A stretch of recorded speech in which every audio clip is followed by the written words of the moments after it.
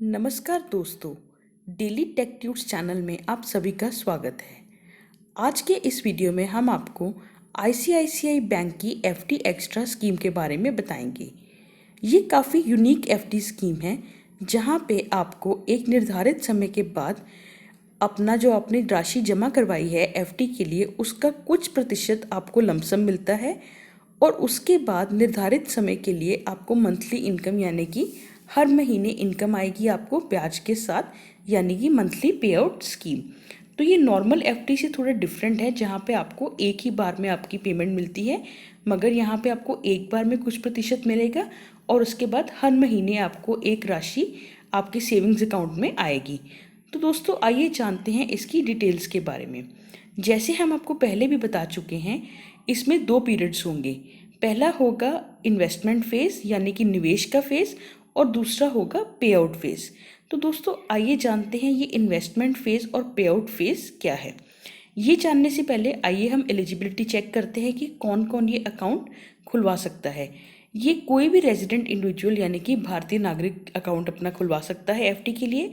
Single भी हो सकता है या फिर आप जॉइंटली भी ये एफडी की स्कीम का फ़ायदा ले सकते हैं।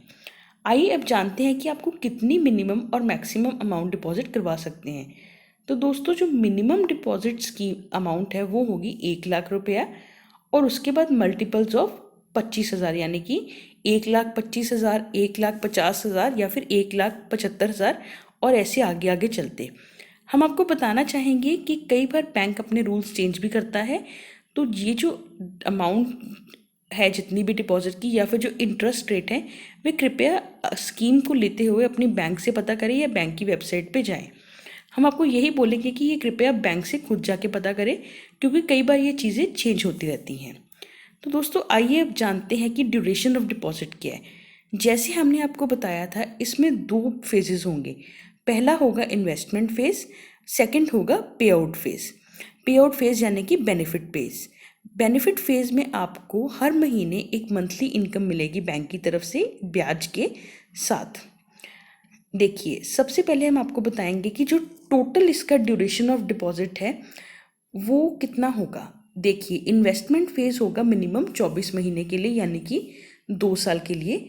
इसके बाद आप 1 महीने के मल्टीपल्स पे इसको जितना मर्जी आगे बढ़वा सकते हैं। और जो पेमेंट फेज यानी कि जो बेनिफिट फेज होगा वो होगा मिनिमम 24 महीने यानी कि 2 साल के लिए। इसको बाद आप उसको 12 महीने के मल्टीपल यानी कि 1-1 साल से आगे एक्सटेंड कर सकते हैं। हम इसमें एफडी एक्स्ट्रा स्कीम में एक टर्म यूज़ करते हैं जिसे हम बोलते हैं डिपॉजिट टेन्योर।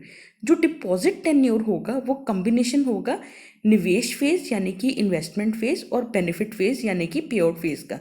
तो सपोज कीजिए आपने जो अपना इन्वेस्टमेंट फेज है वो 2 साल का चुना है और जो पे आउट फेज है वो भी 2 साल का चुना है, तो आपका जो टोटल डिपॉजिट टेन्योर होगा वो होगा 4 साल यानी कि 2 और 2 को कंबाइन करके। अगर आप एक बार अपना बैंक को लिख के दे चुके हैं कि हमें ये वाला इतना इन्वेस्टमेंट फेज चाहिए, अपना पूरा का पूरा डिपॉजिट टेन्योर का टाइम लिख के दे चुके हैं, तो आप इसे बाद में किसी भी हालत में चेंज नहीं कर सकते। तो दोस्तों सोच समझ के आप डिसाइड कीजिए कि आपको डिपॉजिट टेन्योर कितना चाहिए क्योंकि ये बाद में चेंज नहीं होगा। देखिए आगे हम जानते हैं इन्वेस्टमेंट फेज के बारे में। इन्वेस्टमेंट फेज के टाइम पे जो भी कस्टमर है वो अपनी एक राशि जमा करवाएगा जितनी भी उसको चाहिए, यानी कि सपोज कीजिए आप 1 लाख की राशि जमा करवा रहे हैं और वो सीधे फिक्स डिपॉजिट में जो चली जाएगी 2 साल के लिए। पहले 2 साल में आपको कोई पेमेंट नहीं कर मिलेगी। उसके बाद आता है पे आउट फेज। जैसे ही इन्वेस्टमेंट डिपॉजिट फेज खत्म होगा यानी कि 2 साल खत्म हो जाएंगे, तो आपको जितनी भी आपने राशि जमा करवाई थी उसका 30% लमसम आपको दे दिया जाएगा ब्याज के साथ में। इंटरेस्ट कितना है ये टाइम टू टाइम बैंक और मार्केट पर डिपेंड करता है, तो कृपया जो भी उस टाइम पे एप्लीकेबल इंटरेस्ट रेट्स हैं आप वो पता कीजिए, वही अप्लाई होगा आपकी एफडी पे और आपको 30% मिलेगा 2 साल के एंड में। इसके बाद जो अगले 2 साल हैं आपको हर महीने जितनी भी बची हुई राशि है उसको ईएमआईज में डिवाइड करके हर महीने आपको बैंक अपने सेविंग्स अकाउंट में दे देगा ब्याज के साथ में। इसको बेहतर अंडरस्टैंड करने के लिए हमारे पास एक चार्ट है जिसको हम आपको समझा रहे हैं। चलिए सपोज कीजिए कि आपने जो टोटल डिपॉजिट टेन्योर है वो आपने 4 साल का चूज़ किया है, यानी कि 2 साल का इन्वेस्टमेंट फेज़ और 2 साल का पे आउट फेज़। आइए जानते हैं ये कैसे काम करेगा।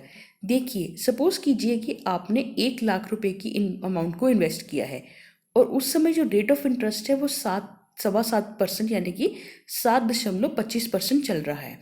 तो आपका जो टोटल अमाउंट हो जाएगा 2 साल के एंड में वह हो जाएगा तकरीबन 1,15,454 रुपीज़। तो आपको 2 साल के एंड में 34,636 रुपीज़ मिल जाएगा, यानी कि 30% अमाउंट इंटरेस्ट के साथ, जितना भी 2 साल का इंटरेस्ट हुआ है। उसके बाद आएगा पे आउट फीस, जो भी होगा 24 महीने यानी कि 2 साल के लिए। इसमें आपको हर महीने तकरीबन 3628 रुपये आपको हर महीने सेविंग्स बैंक अकाउंट में आएंगे। तो दोस्तों ये जस्ट एक एग्जांपल है कि अगर आपने 1 लाख डिपॉजिट किया है, या आप चार्ट में देख सकते हैं अगर आपने 2 लाख डिपॉजिट किया है। ये सिर्फ हमने इलस्ट्रेशन यानी कि आपको समझाने के लिए डेटा दिया है, क्योंकि जो बैंक का रेट ऑफ इंटरेस्ट है या आपकी जमा कराई राशि है वो डिफरेंट होगी इससे। तो ये सिर्फ अंडरस्टैंडिंग के लिए आपके ये चार्ट है कि आपको इस तरीके से मिलेगा।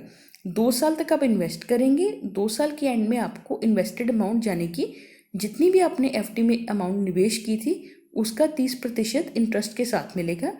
और उसके बाद अगले 2 साल तक आपको हर महीने ईएमआई यानी कि इक्वेटेड अमाउंट जितनी भी है वो हर महीने आपकी सेविंग्स बैंक में आ जाएगी। देखिए आगे हम बात करते हैं टैक्स बेनिफिट्स और रेट ऑफ इंटरेस्ट के लिए। रेट ऑफ इंटरेस्ट देखिए दोस्तों, सबसे पहले हम बताना चाहेंगे ये आप अपने बैंक से पता कीजिए, क्योंकि कई बार ऐसे होता है कि ये ऊपर नीचे हो जाता है, तो आप उस टाइम जितना है वो अपने बैंक से पता कीजिए। अगर इन केस ऐसा होता है कि जी रेट ऑफ इंटरेस्ट ऊपर या नीचे जाता है, मगर इससे कोई फ़र्क नहीं पड़ेगा आपको, आप जो भी उस टाइम का कॉन्ट्रैक्टेड रेट ऑफ इंटरेस्ट है वो आपका अप्लाई होगा दोनों फेज़ में, यानी कि इन्वेस्टमेंट और पे आउट में। सपोज़ कीजिए कि आपने 4 साल का डिपॉजिट टेन्योर चूज़ किया है, 2 साल इन्वेस्टमेंट और 2 साल पे आउट। जितना भी रेट ऑफ इंटरेस्ट सपोज कीजिए हम 7.25% लेके चल रहे हैं, वो आपके दोनों फेज़ पे अप्लाई होगा, यानी कि इन्वेस्टमेंट पे भी अप्लाई होगा और उसके बाद जो आपका पे आउट फेज़ है उसके ऊपर भी अप्लाई होगा। जितना भी आप डिपॉजिट पे इंटरेस्ट अर्न करेंगे वो that is subject to TDS, यानी आपका टैक्स कटेगा। कौन सा टैक्स कटेगा? टीडीएस, यानी कि टैक्स डिडक्शन एट सोर्स। आइए जानते हैं कि आप इस एफडी को बीच में पार्शली विड्रॉ करवा सकते हैं या फिर प्रीमेच्योर विड्रॉल अलाउड है। जी नहीं, आप पार्शली कुछ भी विड्रॉ नहीं करा सकते, चाहे वो इन्वेस्टमेंट फेज़ हो या फिर वो पे आउट फेज़ हो ना ही। और अगर आपने प्रीमेच्योर क्लोजर करवाना है, जी हाँ, आप इसका प्रीमेच्योर क्लोजर करवा सकते हैं दोनों फेजेस में, इन्वेस्टमेंट में भी पे आउट में भी, मगर आपको एक पेनल्टी देनी होगी जो time to time bank decide करेगा। इसके बारे में कृपया बैंक एग्जीक्यूटिव से बात कीजिए। एक और इम्पॉर्टेंट बात, क्या ये पॉसिबल है कि इस एफडी को हम किसी और एफडी या फिर आरडी यानी कि रेकरिंग डिपॉजिट में कन्वर्ट कर सकते हैं? जी नहीं, आप ऐसा नहीं कर सकते, ये कन्वर्टेबल नहीं है। तो ज़्यादा से ज़्यादा लोगों को इस स्कीम के बारे में बताइए। अगर हमारा वीडियो पसंद आया हो तो लाइक और शेयर कीजिए और हमारे चैनल को सब्सक्राइब कीजिए। धन्यवाद।